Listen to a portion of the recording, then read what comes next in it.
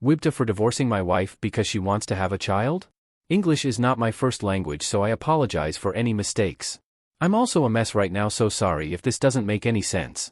6 years ago I, 28M, got drunk at a friend's wedding and a woman, Anna 39F, whom I had rejected multiple times throughout the night, ended up forcing herself on me while I was nearly passed out. It was a whole mess and I fell into a deep depression. Things got worse when Anna showed up at my door after a few weeks saying she was pregnant. I begged her to have an abortion and leave me alone, but my dad and stepmother welcomed her into our house like nothing had happened. I never wanted to have kids, so when this happened I was clear with Anna that I didn't want anything to do with her, but I'd pay child support. I also cut contact with my dad for supporting her. After a few months, my son was born and Anna just disappeared. Nobody knew where she went or they didn't want to tell me. My dad also refused to help because I had cut him off, so I was on my own. To be honest, I fell in love with my baby right away. Seeing him fight to survive and then holding him in my arms was the happiest moment of my life. And while it was hard, I made it work, just the two of us. Then, 3 years ago I met my wife Claire, 26F. We dated for 1 year and have been married for 2. Even when we were just dating she was always perfect and she adored my son Archie, 5M now. She would play with him and read him stories and never said anything bad about him. She knew what had happened, but she was so loving and understanding, and I thought I had won the lottery by meeting her. The same happened when I met Claire's family. Everyone was so welcoming and they loved Archie so much. They offered to babysit him and even took him on vacation so Claire and I could have a weekend to ourselves. A few weeks ago I told Claire that I wanted to have a vasectomy so we could have a better sex life. She asked me if I was really sure, and when I said yes, she got very quiet and changed the subject. Now, even before we got married I was very clear that I didn't want any more children. At the time she said she was fine with that because we already had Archie. I knew she was upset, so I brought it up constantly until she finally admitted that she was hoping I'd changed my mind so we could have another child. Claire said she understood why I didn't want kids in the first place due to my childhood, but that I had become a perfect dad to Archie and I'd be a perfect dad for our second child too. She also said she had asked him if he wanted a little brother or sister and he had been very excited about it. I got upset when she said this and accused her of trying to manipulate my son, so we ended up having a big fight about it. The next day she apologized, but she still wanted me to think it over. She said she'd support me no matter what I decided, but that this was important to her. I told her that I was hurt because she had never mentioned this before and she just said that she was allowed to change her mind. Finally, she told me that we should talk with her parents so I could hear from them before making a decision. I admit I freaked out because I didn't want to discuss my sex life with my in-laws, but she assured me that she had just told them because they were close and she was looking for advice on how to bring it up to me. Anyway, last night we had dinner with her parents. We visit them every other Thursday since that's my FIL's day off, and it was a disaster. I explained how I'd never wanted kids until Archie was born and how even then he was the exception. For their part, they told me how much Claire wanted to have a child of her own and how this could be good for all of us. Where things got messy was when they said they wanted to have their first grandchild. I told them that Claire and I had been talking about her adopting Archie, and my MIL said, but he still wouldn't be my real grandson. They also said how they loved my son but they couldn't love him like a real family member because they were not related by blood. Finally, my wife said she was having second thoughts about the adoption because Archie already had a mom and she didn't think she'd be able to bond with him like a real mother, so that's also why she wanted to have a child of her own. I was devastated, but I didn't want to make a scene in front of my in-laws, so I just told them I'd think about it and to give me some time. So now I'm sitting at home thinking that I don't really know Claire. I didn't know she felt this way about my son and wondering if she had been pretending all this time. If we have another kid, I believe she and her family will just ignore Archie in favor of their real grandchild. And if we don't have another child, I fear she will just resent us or even become abusive towards my son. But at the same time, I don't want to throw away an otherwise perfect relationship and I really love Claire. Would I be the AH if I divorce my wife over this? I don't know if I'm overreacting or if this relationship can be saved. Any advice would also be welcome since I don't have anyone else I can talk to right now. Edit. Thanks everyone for the comments. I haven't been able to reply to everyone, but I'd like to answer some questions. 1. Did I talk to my wife about not having children before we got married? Yes, we had the discussion at least 3 times and she always mentioned she was okay with it. 2. Do I treat her like a nanny or there is money involved? No. I earn more than she does, but she still has a good job. She does work from home, but Archie is still in daycare because I want him to socialize with other children and I didn't want her work to be affected by having to look after a toddler all the time. 3. Will I get therapy? I've had a therapist for 4 years now. Archie is also in therapy. For why didn't I have a vasectomy years ago? I got no excuses here. I'm just an idiot. 5. Why did I get married after only 1 year of dating? We were both in love and rushed into things. I'm also an idiot for this, apparently. 6. Did I get a DNA test? WTF. I didn't get a paternity test right away when he was born because I didn't care. I had already put my name on his birth certificate, and after Anna left I just wanted to take care of him. I did eventually get a paternity test done, spoiler alert, he is mine, but it was mostly for legal purposes since I wanted to take him out of the country for a job opportunity. 7. What happened to Anna? Who knows? I never heard from her after she left. My dad said he didn't know anything, and my friends from the wedding said they didn't know where she went either. 8. Did I report Anna? I tried.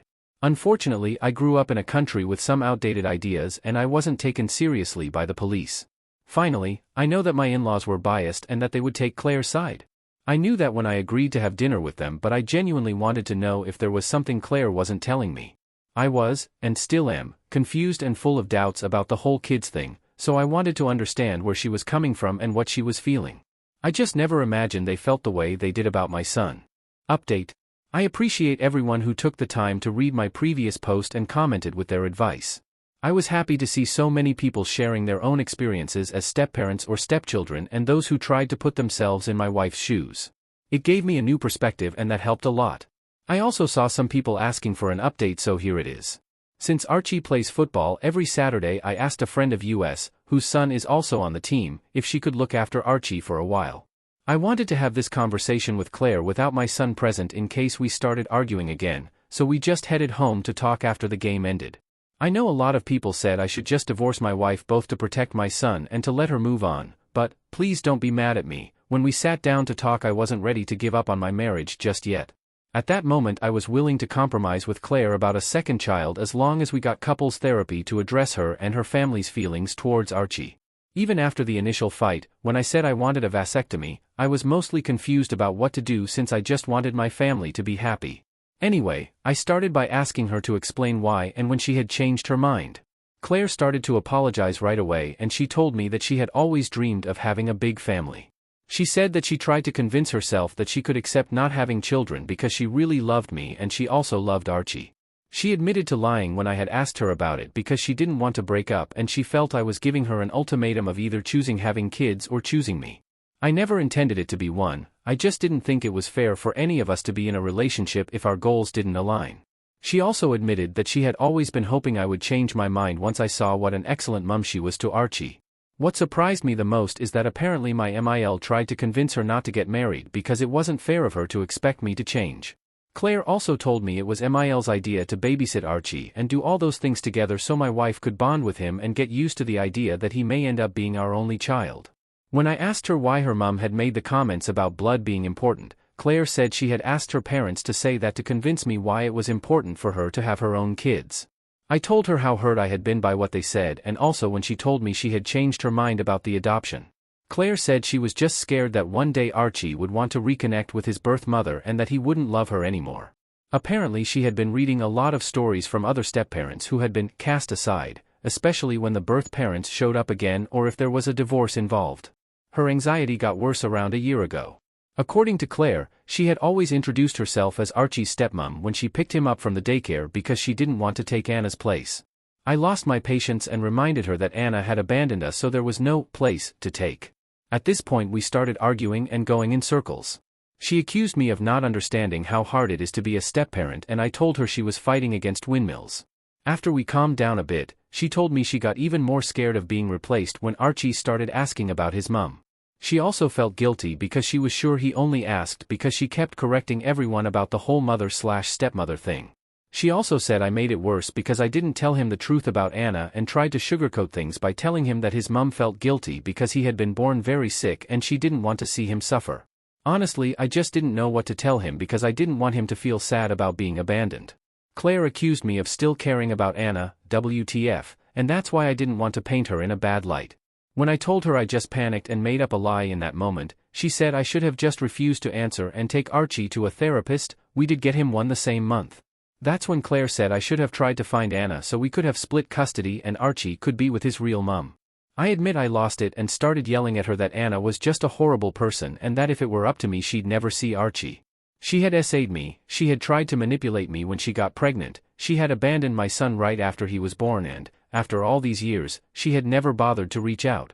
Claire yelled back saying I couldn't understand what a woman goes through and that maybe she left because of PPD and that I made it worse by just giving up and moving to another country where Anna couldn't find me. I said that wasn't the reason why we left and she knew it. I also told her how everyone who knew me back home had new contact information and my address, so it's not like I was hiding. What finally broke me is that she said it was my fault that Anna left because I refused to step up and do the right thing by marrying Anna. She tried to apologize right away and said she didn't mean it, but I just told her to leave and that I wanted a divorce. I'm ashamed to admit it, but I just locked myself in Archie's room and started to cry like a baby until she left. She just packed some stuff and later sent me a text saying she'd be staying with her parents. The rest of the day was a blur. I went to pick up my son and briefly told my friend I was getting a divorce. She and her wife hugged me and told me they would support us in any way they could, especially if I needed someone to look after Archie. I spent the rest of the day with him and we decided to have a pijamada, just the two of us. We ordered pizza, played with his new toys and watched some movies until he fell asleep. Since I can't sleep, I thought I'd write this update to vent or something. I feel like my life just imploded and I'm so heartbroken. I don't even know how Archie is gonna take it, so that's also gonna be hard. Anyway, I guess this is my final update since there's nothing else to say. Thank you again for all the advice.